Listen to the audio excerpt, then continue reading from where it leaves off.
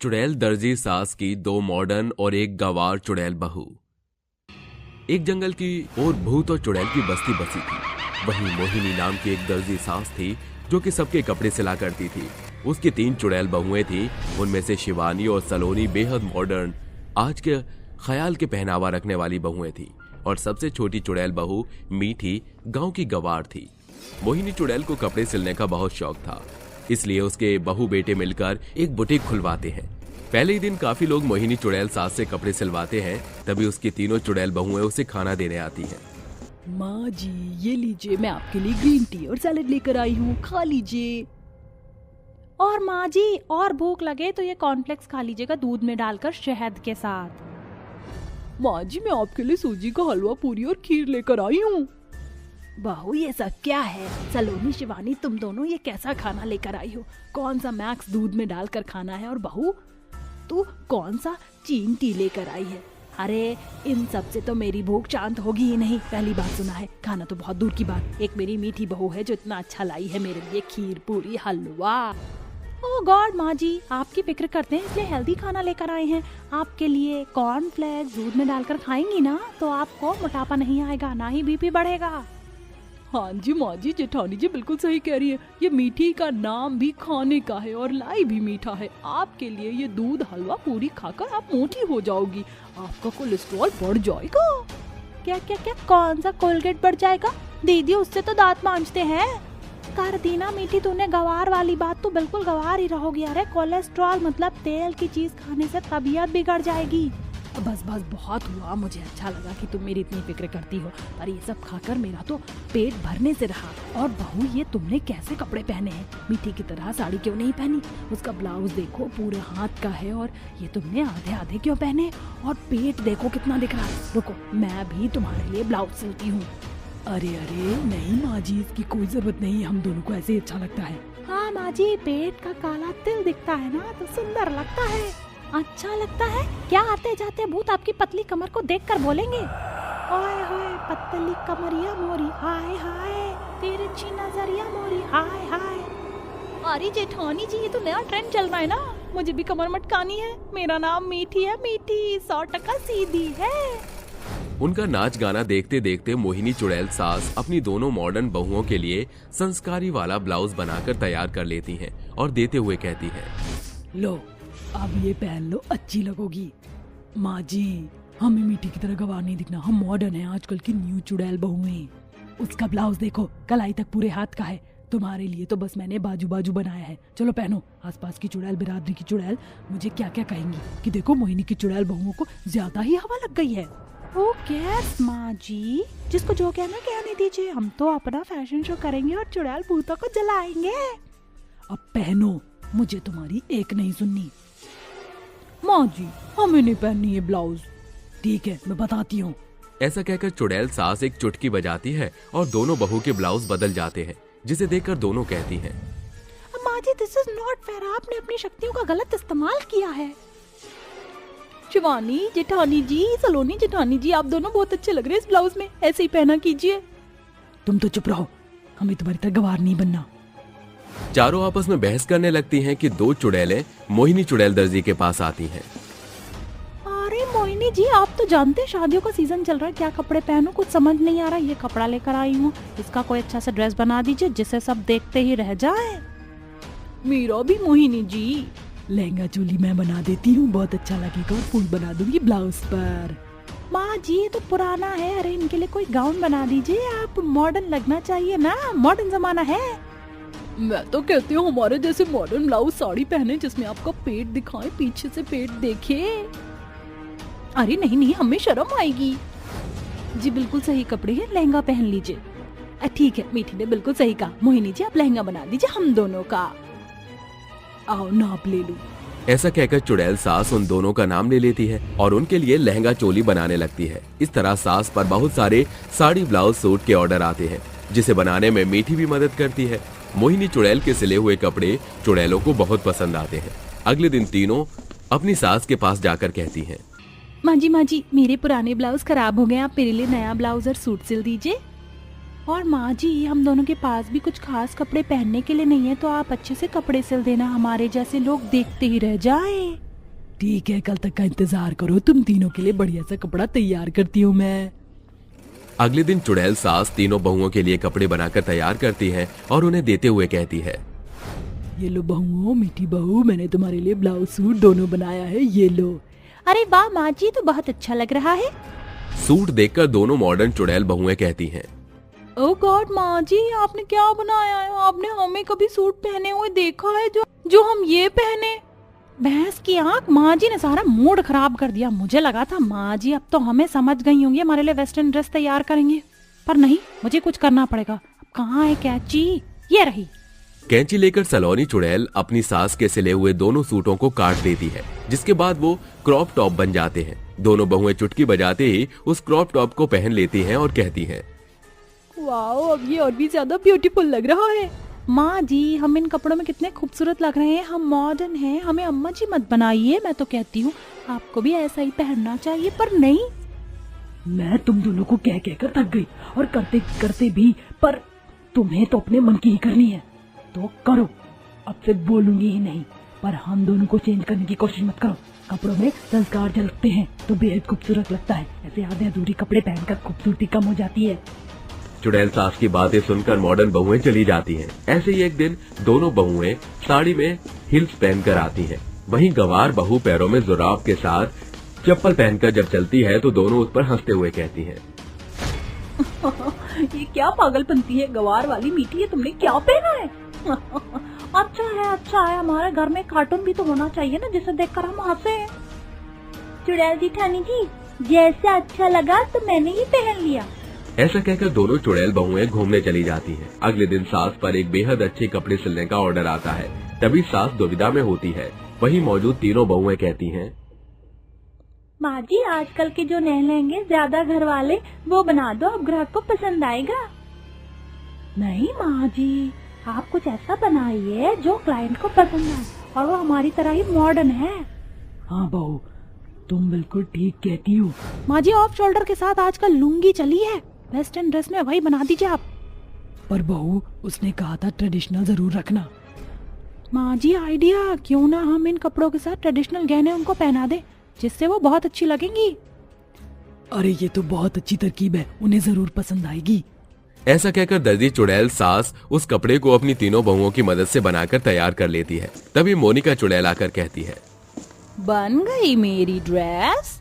हाँ जी बन गई, अब इसे पहन कर देखिए। पर इसमें ट्रेडिशनल टच तो है ही नहीं। अभी मैं आपको ट्रेडिशनलिस्ट आज दिखाती हूँ, ये पहन लिया आपने ड्रेस? ऐसा बोलकर शिवानी चुड़ैल चुटकी बजाती है, उसे वो ड्रेस पहना देती है। और ये रहा गहनों के साथ। दूसरी मॉडर्न चुड़ैल बहू के चुटकी बजाते ही वो हाथ में कंगन, गले में हार और माथे पर माथा पट्टी पहन लेती है, जिसके बाद वो खुद को आईने में देखकर बहुत खुश होती है। अरे वाह, आपने तो बहुत अच्छा डिजाइन किया है, मैं बहुत खुश हूँ। ये लीजिए पैसे, अब तो सब मुझे ही देखेंगे। शुक्रिया, ये सब मेरी मॉडर्न बहू की वजह से हुआ है, और मेरी मीठी बहू ने भी इसमें मदद की है। इस तरह चुड़ैल सास बहू एक साथ खुशी खुशी रहते हैं। कभी सब साथ में वेस्टर्न कपड़े पहनते थे तो कभी संस्कारी लुक में आते थे। गांव की दर्जी चुड़ैल। अरे हेलो सीमा, कैसी है तू? मैं तो ठीक हूँ, तू बता, अचानक कैसे याद किया? अरे वो, मैं तुझे एक खुशखबरी देना चाहती थी।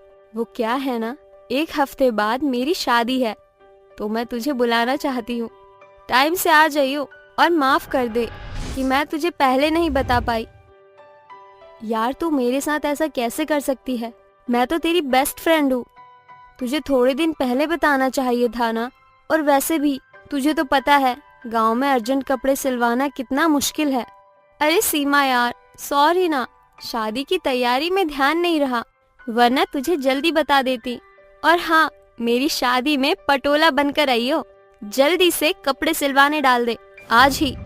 अरे हाँ ठीक है ठीक है, अच्छा ठीक है, मैं रखती हूँ, शाम को हल्दी में आ जाना। इस तरह से दोनों सहेली फोन रख देती हैं और सलोनी कहती है, ओ नो, इस कबूतरी ने भी पहले नहीं बताया, इतने अरमान है मेरे। ओहो, याद आया, इसकी शादी में पहनने के लिए तो मैंने एडवांस में एक लहंगा ले लिया था, अब जाकर बस दर्जी को देकर आना है। ये कहकर सलोनी अपना लहंगा लिए गांव के अनेक दर्जियों के पास जाती है, लेकिन वो सब मना कर देते हैं। तभी वो कहती है, पूरे गांव में दर्जियों को ढूंढ लिया, लेकिन कोई भी मेरा लहंगा नहीं बना रहा। इनसे और पूछ लेती हूँ। अंकल, क्या आप मेरा लहंगा सील देंगे? मुझे 1 हफ्ते से पहले चाहिए। नहीं बेटा, शादियों का सीजन चल रहा है, मुझे और भी ऑर्डर मिले हुए हैं। अगर तुम्हें सिलवाना था तो थोड़ा पहले आती ना। मैं नहीं सिल पाऊंगा बेटा। ओहो, यही तो अंकल मुझसे गलती हो गई। अब क्या करूं? मैं तैयार ही नहीं होंगी तो मंडप तक उसे लेकर कौन जाएगा? मुझे अपनी ड्रेस हर हाल में सिलवानी होगी। अपने आप से बड़बड़ाते हुए सलोनी आगे चलने लगती है। तभी उसके कानों में एक धीमी सी आवाज आती है। क्या तुम लहंगा सिलवाना चाहती हो अपना? अगर चाहती हो तो इस ओर आओ, मेरी आवाज के पीछे पीछे आ जाओ। ये मुझे कैसी अजीब सी आवाज सुनाई दे रही है, और इसे कैसे पता कि मैं लहंगा सिलवाना चाहती हूँ? देखो, तुम्हारी दोस्त की शादी है, कोई लहंगा नहीं सिएगा। अगर तुम चाहती हो तो इधर आ जाओ, काली खंडर गुफा की पीछे की दुकान है मेरी। क्या करूं? सहेली की शादी है, कपड़े सिलवाने हैं। चली जाती हूँ इस आवाज के पीछे। वैसे भी पूरे गांव में कोई भी दर्जी मेरा लहंगा नहीं सिल रहा, और मेरा लहंगा सिलवाना बहुत अर्जेंट है। आओ, इस बरगद के पेड़ को पार कर 20 कदम और चलो। सलोनी उस आवाज को सुनते सुनते एक बरगद के पेड़ को भी पार कर लेती है, जहां एक औरत सिलाई मशीन लेकर गले में इंची टेप डाले हुए कपड़े सिल रही थी। अच्छा, तो ये है दर्जी की दुकान। ऐसे गाइड करके अपनी आवाज के पीछे बुलाया है। तुम ऐसा समझ सकती हो। खैर, मुझे बताओ ना, तुम्हारा क्या सीलना है? मैं आज ही तुम्हें बना कर दे दूंगी। जी, ये मेरा लहंगा, इसका ब्लाउज और दुपट्टे के लटकन जरूर लगा देना। तुम निश्चिंत रहो, तुम्हारा इतना अच्छा लहंगा सीऊंगी कि शादी में सभी लोग दुल्हन को छोड़कर तुम्हें ही देखेंगे। और हाँ, तुम अपना लहंगा 12 बजे लेने आ जाना, क्योंकि उसी वक्त ज्यादा फ्री रहती हूँ मैं। जी ठीक है।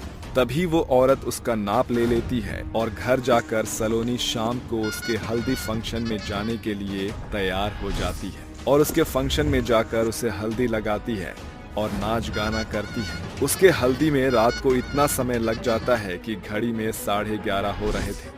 तभी वो टाइम देखकर कहती है, ओ नो सीमा, ये तो बहुत ज्यादा लेट हो गया। मुझे जाना होगा, वरना मम्मी डांटेंगी। अच्छा ठीक है, जा, और आंटी को मेरा नमस्ते कह दियो। ये बोलकर सलोनी चली जाती है कि रास्ते में उसे याद आता है, ओफो, मैं तो अपना लहंगा लेना भूल ही गई। वैसे भी 12 बज रहे हैं। उसने कहा था कि 12 बजे आकर ले जाना। वहीं चलती हूँ। ये बोलते ही वो उस दर्जी के पास पहुंच जाती है और देखती है कि एक चुड़ैल उसका लहंगा सिल रही है। ये देखकर उसके होश उड़ जाते हैं। हे भगवान, ये तो एक चुड़ैल है। क्या करूं? कहीं ये मुझे मार ना दे। चुपचाप उससे लहंगे लेकर चली जाती हूँ। जैसे ही सलोनी उसके करीब आती है तो उसके आहट से वो अपना रूप बदलकर कहती है, अरे तुम आ गई। ये लो तुम्हारा लहंगा, तैयार हो गया है। बताओ कैसा बना है? बहुत बहुत अच्छा है। मुझे लेट हो रहा है, अब मैं चलती हूँ। ये लो पैसे, शुक्रिया मेरा लहंगा सिलने के लिए। ये कहते हुए सलोनी चुड़ैल की नजरों से 9-2-11 हो जाती है। वहीं चुड़ैल अपने असली रूप में आकर कहती है, अरे अचानक से इसे क्या हुआ? अभी तो आराम से बात कर रही थी, अब आई और चली भी गई। खैर मुझे क्या, मैं और कपड़े सिलती हूँ। इस तरह चुड़ैल अपना रूप बदलकर और भी लोगों के कपड़े सिलती है। कुछ लोगों को पता नहीं चलता। वहीं दूसरी ओर सलोनी घर जाकर अपने घर वालों से कहती है, माँ, पापा, वो इस गांव में एक दर्जी औरत है जो कि चुड़ैल है। उसी ने मेरा लहंगा सिला। ये देखिए माँ पापा। पागल है क्या बेटा? इतनी रात में आई है ना, इसलिए तुझे चुड़ैल जैसा लग रहा है। तू कुछ भी बोलती है। हाँ बेटा, ऐसा कुछ भी नहीं है। आप मेरी बात का विश्वास क्यों नहीं कर रहे? सच में वो एक चुड़ैल दर्जी थी। आप मत मानो, लेकिन मैं हकीकत का पता लगा कर रहूंगी। ऐसे ही वो कुछ सुराग ढूंढने की कोशिश करती है, मगर उसे कुछ भी हासिल नहीं होता। वहीं दूसरी तरफ वो लोग जब उस औरत से कपड़े सिलवाते हैं तो वो भी उसे उसकी असली रूप में देख लेते हैं और पूरे गांव में ये बात फैल जाती है कि उनके गांव में एक औरत दर्जी चुड़ैल बनकर रह रही है। तभी गांव वाले मशाल लेकर उसे मारने जा रहे थे। फिर वो सबके सामने आकर कहती है, रुक जाओ, आप ये सब क्या करने जा रहे हैं? आपने पहले भी मेरे साथ गलत किया था, एक बार आप फिर गलत करने जा रहे हैं। तुम हमें नुकसान पहुंचाओ, उससे पहले हम तुम्हें इस गांव से भगा देंगे।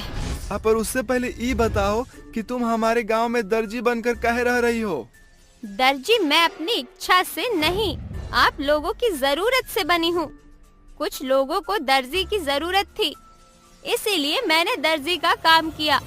बाकी आप लोगों ने मुझे पहले ही मार डाला था।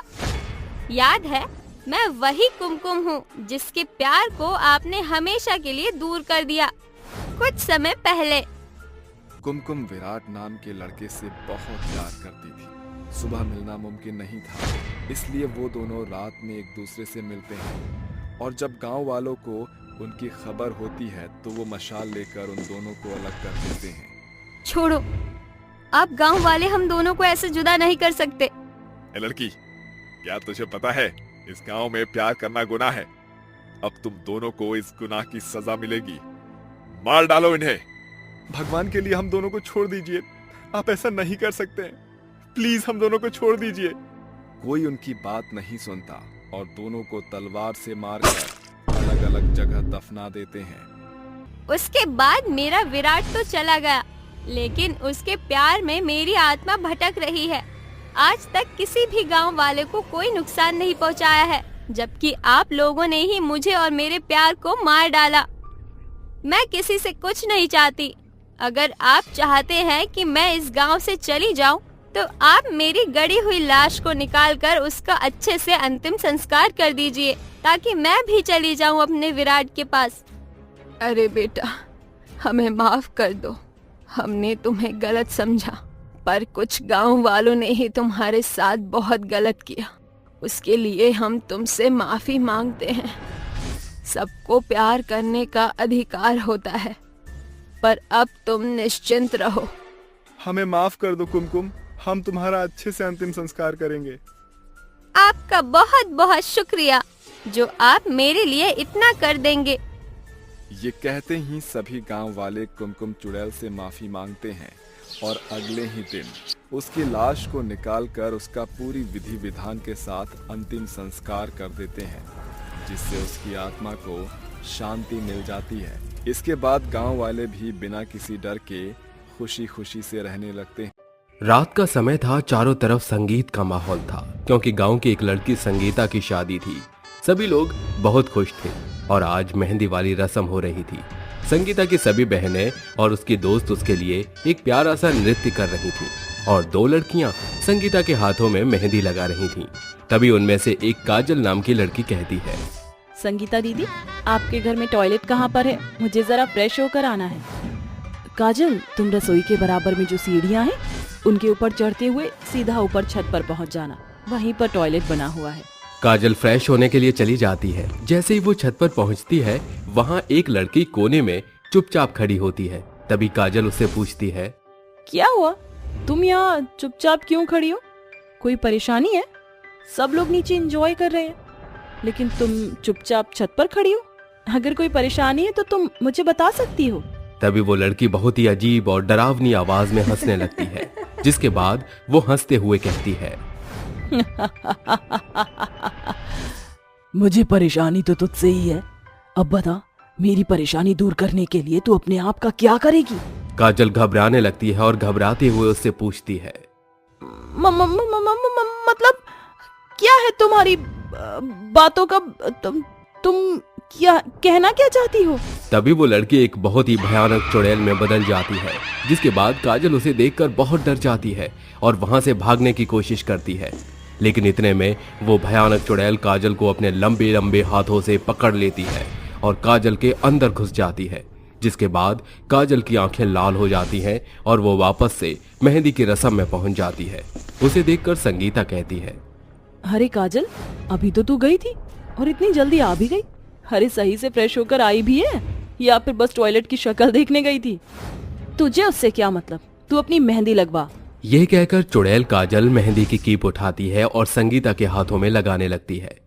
काजल को मेहंदी लगाने में बिल्कुल भी समय नहीं लगता और वो केवल 5 मिनट में पूरा हाथ मेहंदी का भर के संगीता से कहती है, ये देखो और अब बताओ कैसी लगी तुम्हें मेरी मेहंदी? संगीता कुछ कहती इससे पहले काजल के अंदर घुसी हुई आत्मा काजल के शरीर को वहीं छोड़ देती है और संगीता से कहती है, बड़ी खुशनसीब हो तुम, तुम्हारे हाथों पर मेरे हाथों से लगी हुई मेहंदी है, लेकिन ये खुशनसीबी ज्यादा देर की नहीं है। अब मैं तुम्हें मार दूंगी। तुम काजल नहीं हो? कौन हो तुम? मैं हूँ तेरी मौत। अब मैं तुझे मार दूंगी। इस गांव में मेरे अलावा कोई किसी से मेहंदी नहीं लगवा सकता। मेहंदी सिर्फ और सिर्फ मैं ही लगाऊंगी। ये कहकर चुड़ैल संगीता के दोनों हाथ पकड़ती है और उसके दोनों हाथों को तोड़कर उसे मार देती है और वहां से गायब हो जाती है, जिसके बाद शादी का माहौल मातम में बदल जाता है और चारों तरफ लोग संगीता के मरने की खबर सुनकर बुरी तरह रो रहे होते हैं। हे भगवान, ये सब क्या हो गया? इकलौती बेटी थी मेरी, इस मेहंदी वाली चुड़ैल ने मेरी बेटी को मार दिया। गांव वालों, देख रहे हो ना तुम लोग, आज जो मेरी बेटी के साथ हुआ कल को वो तुम्हारी बेटी के साथ भी हो सकता है। अगर इस चुड़ैल को इस गांव से नहीं निकाला गया तो ये हमारे गांव की कई लड़कियों को और औरतों को मार देगी। लेकिन आंटी जी, वो भयानक चुड़ैल इतनी ताकतवर है, हम उसे ऐसे कैसे मार पाएंगे? उसे मारना नामुमकिन है। उसे मारने के लिए हमें बहुत सारी शक्तियां चाहिए होंगी। हाँ हाँ बिल्कुल, ये बेचारी लड़की बिल्कुल सही बोल रही है। उस मेहंदी वाली चुड़ैल को मारने के लिए हमें कुछ सोचना होगा, वरना वो हम सबको भी मार सकती है। गांव के सभी लोग इकट्ठा होकर चुड़ैल को मारने के लिए अपने गांव के तांत्रिक बाबा के पास जाते हैं, जिसके बाद वो तांत्रिक बाबा को उस चुड़ैल के बारे में बताते हैं। बाबा, हमारी मदद करो, वो बहुत ही भयानक चुड़ैल है और कई बार हमारे गांव की लड़कियों को मार चुकी है। उसे रोकने में हमारी मदद कीजिए बाबा। अरे बाबा जी, हमारे पास अब सिर्फ और सिर्फ तुम्हारा ही सहारा है। आज रात मेरी बेटी की भी मेहंदी की रस्म है। अगर वो चुड़ैल फिर से आ गई तो मेरी बेटी को भी मार देगी। मैं तुम्हारे आगे हाथ जोड़ती हूँ बाबा, मेरी बच्ची को बचा लो। चिंता मत करो बालक, इस दुनिया में हर बुराई का खात्मा हमेशा अच्छाई से ही होता है। अगर वो चुड़ैल तुम्हें नुकसान पहुंचा रही है तो मैं तुम्हें उससे छुटकारा जरूर दिलाऊंगा। आज रात में उस चुड़ैल को पकड़ने जरूर जाऊंगा। बाबा की बात सुनकर गांव के सभी लोग अपने गांव वापस लौट आते हैं और अपने अपने कामों में व्यस्त हो जाते हैं। जैसे ही धीरे धीरे रात होती है, रात के समय सुमित्रा की बेटी कल्याणी की मेहंदी की रस्म शुरू हो जाती है। चारों तरफ खुशियां ही खुशियां होती हैं और कुछ लड़कियां मिलकर कल्याणी के हाथों में मेहंदी लगा रही होती हैं। अरे वाह कल्याणी, तुम्हारी हथेली पर तो कितनी प्यारी मेहंदी रची है। इसका रंग भी बहुत अच्छा खिलेगा। हाँ हाँ, क्यों नहीं। बस वो डरावनी मेहंदी वाली चुड़ैल ना आ जाए, नहीं तो मेरी मेहंदी के साथ साथ मेरा भी रंग उड़ जाएगा। कल्याणी की बात सुनकर वहां बैठी सभी लड़कियां जोर जोर से हंसने लगती हैं कि तभी अचानक ही एक बहुत ही तेज हवा का झोंका आता है, जिसमें चारों तरफ धूल ही धूल उड़ने लगती है। तभी उस हवा के झोंके में एक बहुत ही भयानक चुड़ैल कल्याणी के सामने प्रकट होती है। तूने अपनी शादी में मुझे नहीं बुलाया। अरे तू मुझे कैसे भूल सकती है? मैं तो तेरी दोस्त थी ना। तूने मुझे ही अपनी शादी में अपने हाथों पर मेहंदी लगाने के लिए नहीं बुलाया। चुड़ैल की बात सुनकर कल्याणी बहुत देर तक सोच में पड़ जाती है, जिसके बाद उसे अचानक से अपनी दोस्त महिमा के बारे में याद आता है, जो उसके गांव में सबसे प्यारी और सबसे अच्छी मेहंदी लगाया करती थी। अरे महिमा, क्या ये तुम हो? लेकिन तुम्हारा ये हाल किसने किया? कल्याणी उससे ये पूछ रही थी। इतने में वहां तांत्रिक बाबा पहुंच जाते हैं और अपनी तंत्र विद्या से चुड़ैल को अपने बस में करने लगते हैं। ओम ह्रीं क्लीं चामुंडाय विचे नमः। ओम ह्रीं क्लीं चामुंडाय विचे नमः। तांत्रिक के मंत्र से चुड़ैल कमजोर पड़ने लगती है। जिसके बाद वो तड़पते हुए तांत्रिक से कहती है, रुक जा तांत्रिक, तू क्या कर रहा है? तू जानता नहीं तू किससे पंगा ले रहा है। अगर मैं चाहूं तो तुझे अभी के अभी मौत के घाट पहुंचा दूंगी। रस्सी चल गई लेकिन बल नहीं गया। बता चुड़ैल, कौन है तू और इस गांव के लोगों को क्यों परेशान कर रही है? इन मासूम लोगों ने तेरा क्या बिगाड़ा है? मासूम लोग हर मासूम इंसान के चेहरे के पीछे एक खौफनाक चेहरा भी होता है और जिसे देख पाना बहुत नामुमकिन है। लगता है चुड़ैल तू ऐसे सीधी तरह से नहीं मानेगी। रुक जा, अभी बताता हूँ। तभी तांत्रिक बाबा चुड़ैल को और कमजोर करने के लिए अपनी भभूति के ऊपर मंत्र फूंककर भभूति उसके ऊपर ही फेंक देते हैं, जिसकी वजह से चुड़ैल और भी ज्यादा तड़पने लगती है और तड़पते हुए तांत्रिक से कहती है, रुक जा तांत्रिक, बताती हूँ, सब बताती हूँ। ये कुछ समय पहले की बात है। मेरा नाम महिमा था। मैं बहुत ही गरीब परिवार से थी। मेरे घर में सिर्फ और सिर्फ मैं ही थी जो कमाकर अपने परिवार को चलाया करती थी। एक दिन मैंने अपने हाथ में मेहंदी पकड़ी और अपनी माँ के हाथ पर लगानी शुरू कर दी। मेरे हाथ की सफाई देखकर मेरी माँ ने कहा कि तुम मेहंदी सीख लो, अच्छी लगाती हो। माँ के कहने पर मैंने मेहंदी लगाना सीखा, जिसके बाद पूरे गांव के सब लोग मुझसे ही मेहंदी लगवाने लगे। धीरे धीरे मेरी अच्छी खासी कमाई होने लगी और मुझे एक जगह मेहंदी लगाने की नौकरी भी मिल गई। लेकिन एक दिन रात के समय मैं अकेली उस सुनसान सड़क पर घर के लिए लौट रही थी। अचानक मुझे वहाँ कुछ गुंडे मिल गए और उन्होंने मेरे साथ बहुत बुरा किया, जिसके बाद उन्होंने मुझे मार कर वहीं फेंक दिया। मरने के बाद भी मेरी आत्मा को शांति नहीं मिली। मेरा परिवार आज भी भूखा सोता है, जिसका मुझे बहुत दुख होता है। तेरे साथ जो हुआ अच्छा नहीं हुआ, लेकिन तू इस तरह इन मासूम लोगों को नहीं मार सकती।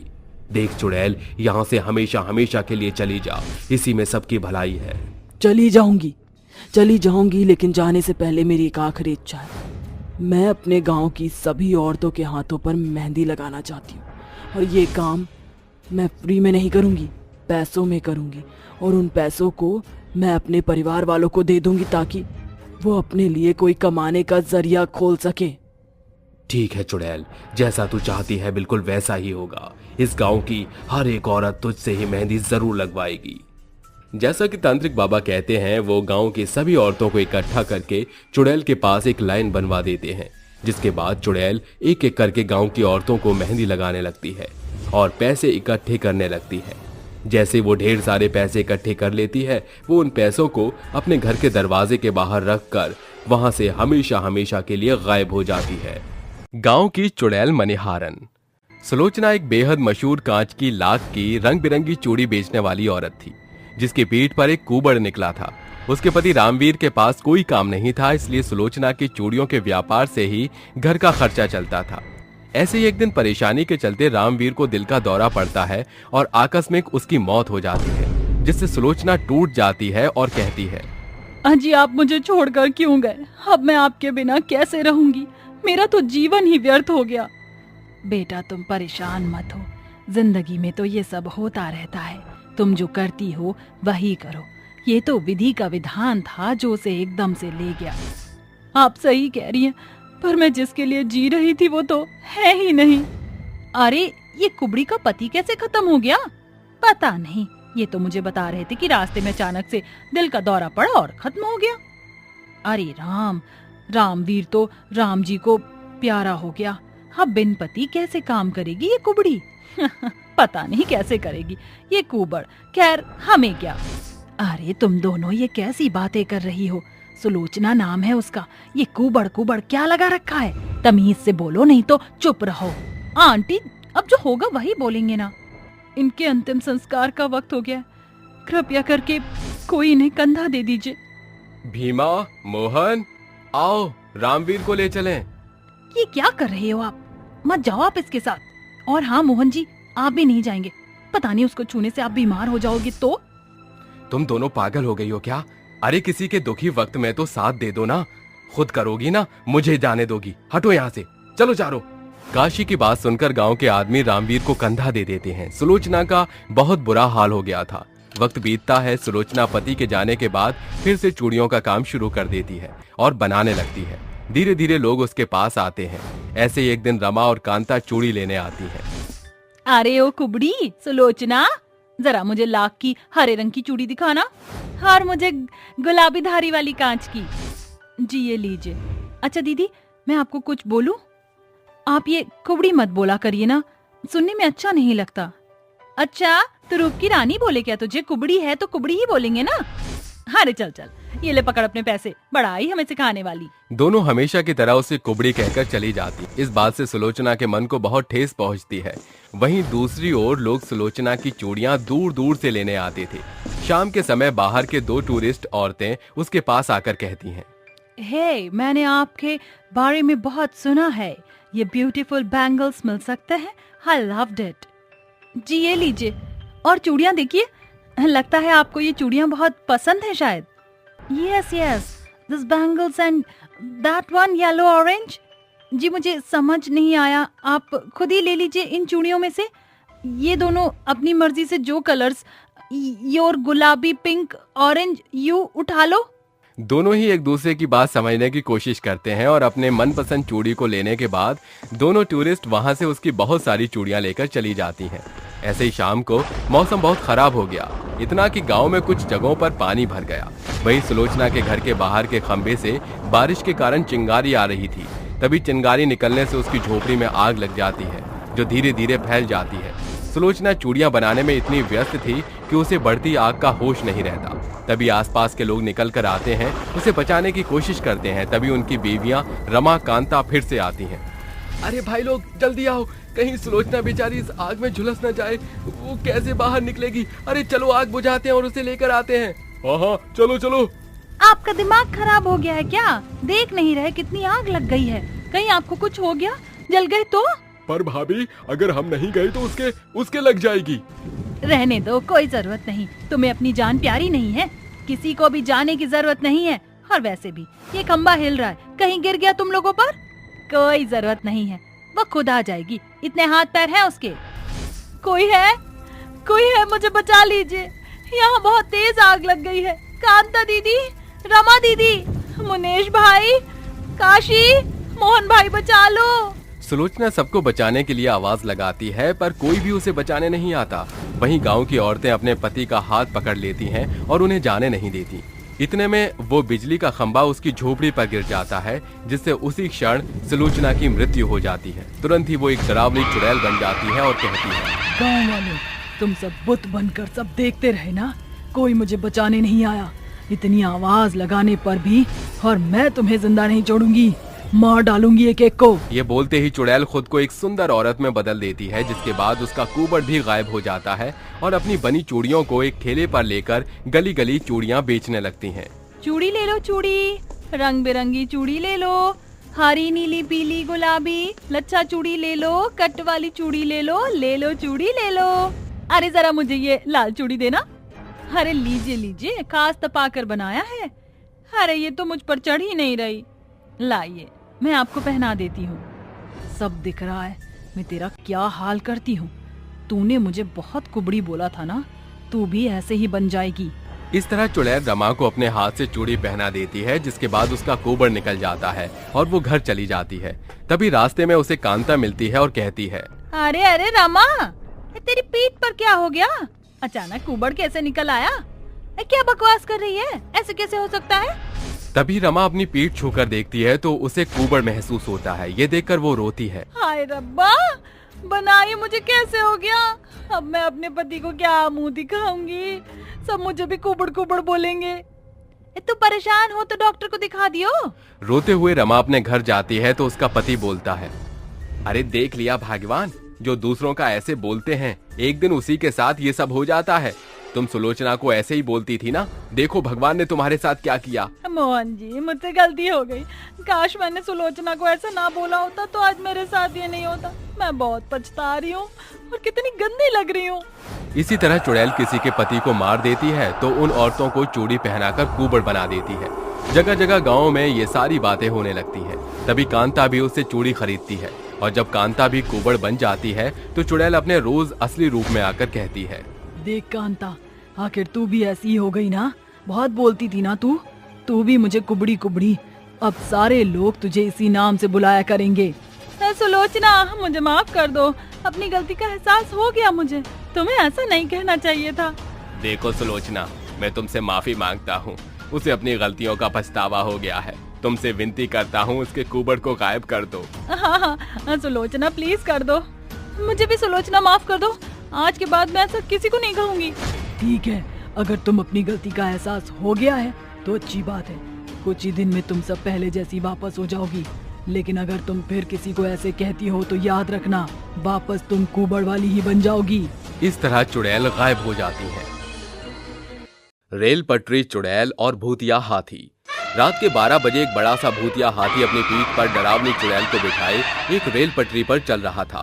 कुछ देर बाद ट्रेन की सीटी बजने की आवाज आती है। तभी ट्रेन के पहले डिब्बे में बैठा लोको पायलट सामने से आता बड़े हाथी को देखकर हैरान होकर कहता है, अरे बाप रे बाप, ये क्या, इतना बड़ा हाथी ट्रेन के सामने आ रहा है। अगर ये ट्रेन नहीं रुकी तो गजब हो जाएगा। काफी बड़ा हादसा होगा जिसमें लोग मारे जाएंगे। मुझे कुछ करना होगा। ये बोलते ही ट्रेन चलाने वाला सीटी बजाता है, सामने से हटने के लिए भी चिल्लाता है, बतौर लाल झंडी भी दिखाता है, मगर चुड़ैल को कोई फर्क नहीं पड़ता। वो भूतिया हाथी उसकी ओर आता है तो दूसरी तरफ से ट्रेन आती है और देखते ही देखते ट्रेन उस भूतिया चुड़ैल और हाथी में से आर पार हो जाती है। इस नजारे को महसूस करके ट्रेन का पायलट बेहद डर जाता है। ये क्या था? ये कैसे हो सकता है? इस ट्रेन और चुड़ैल के बीच में से ट्रेन कैसे गुजर गई? जहां पायलट सोच में डूबा था, वहीं चुड़ैल हंसकर अपनी उंगली को घुमाकर उस ट्रेन को एक पुल के अंदर जादू से गिरा देती है, जिसके बाद उस ट्रेन के लोग मर जाते हैं। ये देखकर चुड़ैल हंसते हुए कहती है, किसी को नहीं छोड़ूंगी मैं, किसी को भी नहीं। मार डालूंगी जो भी इस रेल की पटरी पर आएगा। कोई जिंदा नहीं बचेगा। क्यों मेरे प्यारे हाथी, तुम्हें अच्छा लगा ना? आखिर इस चुड़ैल और भूतिया हाथी की कहानी क्या थी और क्यों ये लोगों को मारना चाहते थे? साथ ही इस रेल की पटरी से क्या राज जुड़ा था? जानने के लिए कहानी में आगे बढ़ते हैं। ऐसे ही शाम के वक्त एक आदमी अपनी कार से रेलवे फाटक को क्रॉस करता ही है कि चुड़ैल उसे कार समेत हवा में उठा देती है, जिस वजह से कार में बैठा शख्स डरने लगता है। तभी चुड़ैल उस कार को अचानक से रेलवे ट्रैक के बीचों बीच छोड़ देती है। उसी वक्त एक तेज रफ्तार से ट्रेन आती है और उस कार को उड़ा देती है, जिसके बाद वो आदमी भी मर जाता है। देखा मेरे प्यारे हाथी, किस तरह मैंने इसे भी मार डाला। कहा था ना मैंने, जो भी इस रेलवे ट्रैक से गुजरेगा मैं उसे छोड़ूंगी नहीं। चुड़ैल की बात सुनते ही हाथी की आंखें और लाल हो जाती हैं। हाथी के मन की बात समझकर वो उससे कहती है, तुम चिंता मत करो मेरे प्यारे हाथी, हम दोनों इन सबको मार कर अपना बदला जरूर पूरा करेंगे। उसी वक्त रेलवे ट्रैक पर दो ट्रेन अलग अलग पटरी से एक दूसरे के सामने से आ रही थी कि चुड़ैल और भूतिया हाथी अपनी आंखों के जादू से ट्रेन की पटरी को एक साथ जोड़ देते हैं, जिसके बाद दोनों ट्रेन आपस में टकरा जाती हैं और एक बहुत बड़ा धमाका होता है। उस धमाके में काफी लोग मारे जाते हैं। अगले दिन ट्रेन के हादसे की खबर हर अखबार में छप जाती है। लोग भी इस हादसे के बारे में सोचने लगते हैं। ये सब देखकर चुड़ैल और भूतिया हाथी को बहुत मजा आता है और वो खुश हो जाते हैं। इस तरह उस रेलवे ट्रैक पर आने वाले हर इंसान को दोनों मिलकर मार दिया करते थे। कभी तो हाथी अपने पैरों से लोगों को कुचल देता था। वहीं शाम 7 बजे एक औरत सब्जी का थैला लिए रेलवे ट्रैक को क्रॉस कर ही रही थी कि चुड़ैल उसकी गर्दन पकड़कर कहती है, आजा तुझे भी जिंदगी के बोझ से आजाद कर दूं। तो बेचारी कब तक ऐसे सब्जियां लाकर खाना बनाए करेगी? तो अब मरने के लिए तैयार हो जा। छोड़ दो मुझे जाने दो। मैंने तुम्हारा क्या बिगाड़ा है? इंसानी लोगों से मुझे बहुत नफरत है। जो भी इस रेल की पटरी पर आता है उसे मैं जिंदा नहीं छोड़ती, तो तुझे कैसे छोड़ दूं? प्लीज मुझे छोड़ दो, मुझे जाने दो, मैं मरना नहीं चाहती। मरना तो हम भी नहीं चाहते थे, लेकिन हमें आखिर मार ही डाला ना। अब तू भी मर। देखो, मैं जानती हूँ तुम एक नेक दिल चुड़ैल हो, जरूर तुम्हारे साथ कुछ गलत हुआ है, इसलिए तुम इस चीज की सजा मासूम लोगों को दे रही हो। मुझे अपना समझकर अपने दर्द को मुझसे बांटने की कोशिश तो करो। क्या पता मैं तुम्हारी कुछ मदद कर सकूं। तू क्या मेरी मदद करेगी जब तू अपनी ही मदद नहीं कर सकती? फिर भी तेरी बात सुनकर मैं तुझे अपने बारे में बताती हूँ। कुछ महीने पहले की बात है। मैं अपने प्यारे हाथी के साथ यहाँ इसी जगह, इसी जंगल में रहा करती थी। मैं एक महावत थी जो अपने प्यारे हाथी पर सबको सवारी करवाया करती थी। आओ आओ सब आओ, प्यारे हाथी की सवारी करो केवल 5-5 रुपए में। अरे ओ महावत, जरा 1-2 चक्कर मेरे बेटे को भी लगवा दो। वो हाथी पर बैठने के लिए जिद कर रहा है। ठीक है, आप बिठा दीजिए। अरे ओ मेरे प्यारे हाथी, जरा इस बच्चे को अपनी सैर तो करा। शीतल के ये बोलते ही उसका हाथी उस बच्चे को सैर करवाता है, जिसके बाद वो बच्चा खुश हो जाता है। बदले में शीतल उस बच्चे से 1 रुपया भी नहीं लेती। शीतल एक नेक दिल औरत थी, लेकिन गांव वालों को शीतल के साथ गांव में हाथी रखने की इजाजत नहीं थी, इसलिए वो उसे गांव से बाहर निकाल देते हैं, जिसके बाद वो जंगल में अपने हाथी के साथ रहने लगती है। लेकिन कुछ टाइम बाद वहां अमीर सरकारी अधिकारी आकर नई रेलवे लाइन बिछाने की बात करते हैं, जिसके बाद वो उस जंगल को हटाने के लिए वहां के पेड़ पौधों को बुलडोजर से कटवाने लगते हैं। ये देखकर शीतल सोच में पड़ जाती है और वहां रहने के लिए उन अधिकारियों के आगे गिड़गिड़ाने लगती है। साहब प्लीज ऐसा मत कीजिए, मैं अपने हाथी के साथ नहीं रहूंगी तो फिर कहाँ जाऊंगी? हमें तो गांव से भी बेघर कर दिया, कम से कम आप तो हमें मत कीजिए, प्लीज ये कटाई रोक दीजिए, हमें जंगल में रहने दीजिए, यहाँ कोई रेल पटरी की लाइन मत बिछाइए। तुम होती कौन हो हमें ऑर्डर देने वाली? हाँ, हम यहाँ रेल पटरी बनाकर ही रहेंगे, अपना रहने का बसेरा कहीं और ढूंढो, ले जाओ अपने हाथी को यहाँ से। साहब प्लीज मान जाइए। शीतल फिर उसके सामने हाथ जोड़कर खड़ी हो जाती है, लेकिन वो अधिकारी उसे धक्का देकर भगा देता है, जिसके बाद वो हाथी उस अधिकारी पर हावी हो जाता है। ये देखकर वो अधिकारी उस औरत और हाथी को छुपकर जहर खिलवाकर मार देता है और उसी जमीन के नीचे एक गड्ढे में उसे दफना देता है, जिसके बाद उनका रास्ता साफ हो जाता है और वो रेल पटरी बना लेते हैं। तब से हम दोनों की आत्मा भटकने लग गई और लोगों की जान लेने लग गई, क्योंकि हमें बदला चाहिए था। बहुत बुरा हुआ तुम्हारे साथ, मैं तुम्हें इंसाफ दिलवा पाती। मुझे पता था तुम हमें इंसाफ नहीं दिलवा सकती, इसलिए अब मैं तुम्हें मार डालूंगी। ये बोलकर वो चुड़ैल उसे मारने ही जा रही थी कि तांत्रिक और गांव के लोग हाथ में मशाल लिए उस चुड़ैल और भूतिया हाथी की तरफ बढ़ते हैं और तांत्रिक अपने मंत्रोच्चारण से उस चुड़ैल को बंधक बना लेता है और गांव के लोग उस औरत को बचा लेते हैं। तभी तांत्रिक बोलता है, बस चुड़ैल और भूतिया हाथी, तुम दोनों अब और लोगों की जान नहीं ले सकते, अब तुम्हारी जाने की बारी है। ओम हीम क्लीम चामुंडाय भट्ट बंधक, ओम हीम क्लीम चामुंडाय विच्चे नमः स्वाहा। चली जा यहाँ से। नहीं, तू ऐसा कुछ नहीं करेगा तांत्रिक। तांत्रिक के इतना मंत्र पढ़ते ही वो उस पर अभिमंत्रित भस्म डाल देता है, साथ ही गांव के लोग मशाल से उसे जला देते हैं, जिसके बाद दोनों जलकर भस्म हो जाते हैं और इस दुनिया से मुक्ति पा लेते हैं।